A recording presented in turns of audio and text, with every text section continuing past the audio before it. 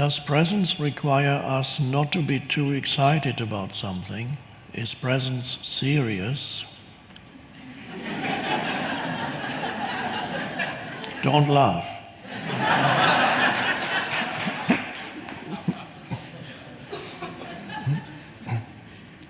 I see being too excited about something as weakness, and I feel presence should be strong. Please explain the relationship between the two.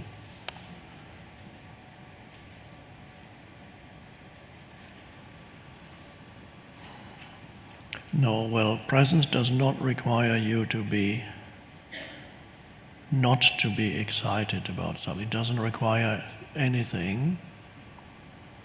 Well, there are certain requirements for presence to arise, and that is, for example, finding the gap between two thoughts. Once presence has arisen, presence doesn't have requirements and doesn't say, now you must be serious.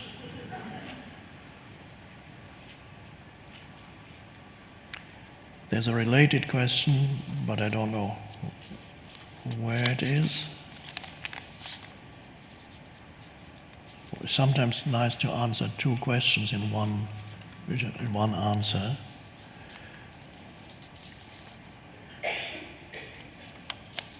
It could be anywhere.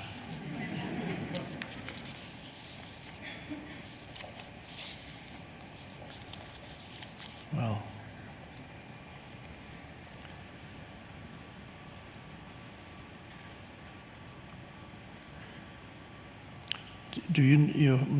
I'm sure you have seen there's a little symbol symbolizing the theater, which the origin of this symbol, which has two images in it, goes back to ancient Greece, where theater first started.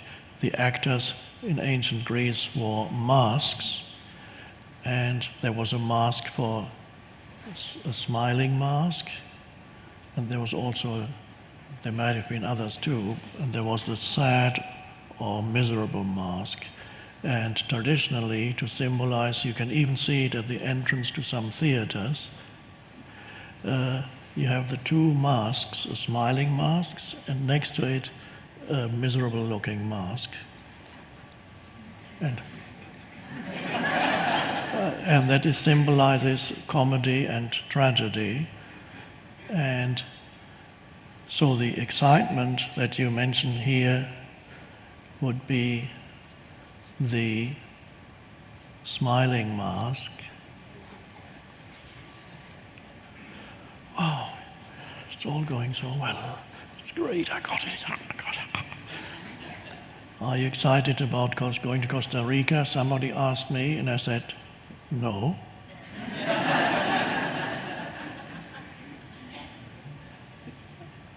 And that person didn't understand how one could not be excited about going to Costa Rica. So that's the positive excitement. And then there's the negative excitement of, oh, I'm in Costa Rica and I got stung by mosquitoes and I've got diarrhea. And it's too hot.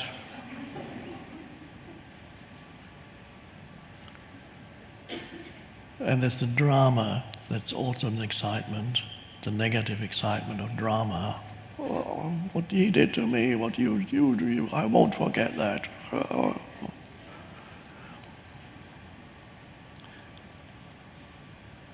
So it's not that presence requires you not to be excited. There's a natural thing that comes as presence arises more in your life. You take pleasure in the good things, and you would rather have something nice than something not good. So when something sad happens, something might make you sad, you go, oh.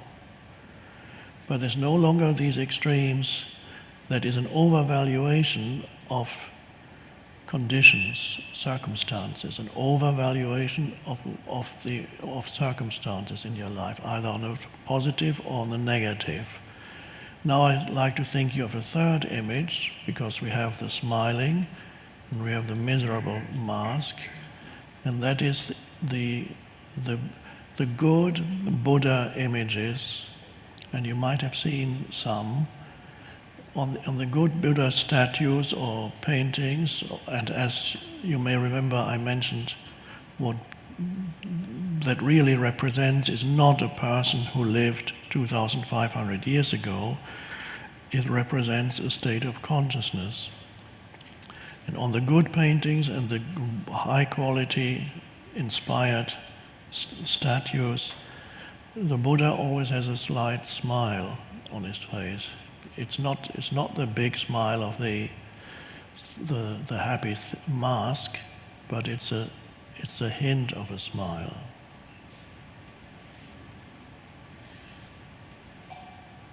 And then you get some not so good Buddha images where the Buddha looks deadly serious, almost scary.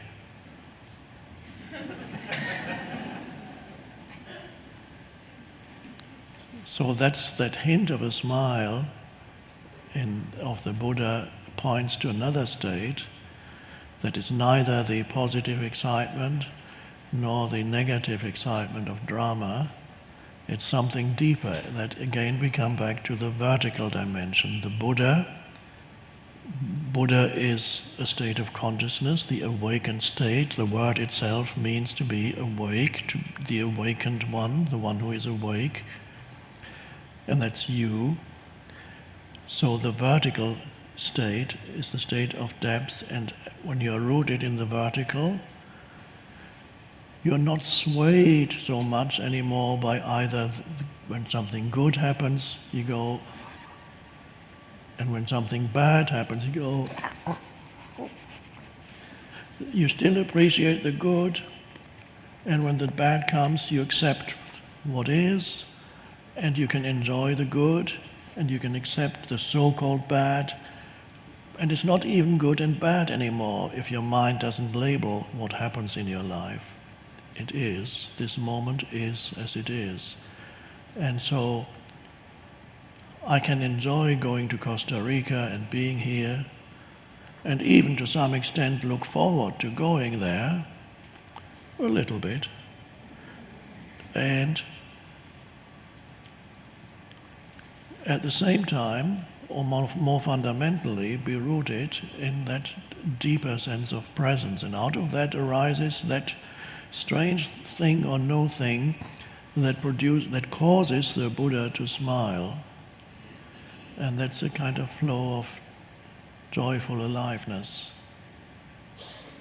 That has nothing to do whether or not you're going to Costa Rica or whether your trip is cancelled. And even diarrhea won't affect it too much. Although on the surface, it doesn't feel good. So if you're rooted in the vertical, then the extremes excitements just naturally don't occur anymore, because the overvaluation of circumstances doesn't happen anymore. If you overvalue circumstances, then you've always very quickly experienced the other polarity. What makes you happy today makes you unhappy tomorrow. Or what makes you happy today doesn't make you happy anymore tomorrow, because you got used to it.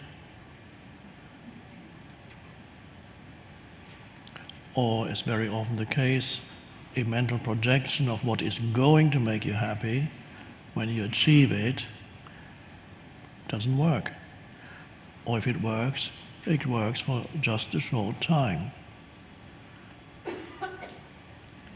Course in Miracles mentions somewhere that you can always recognize an egoically motivated goal in you by the fact that when you reach it, it doesn't satisfy you.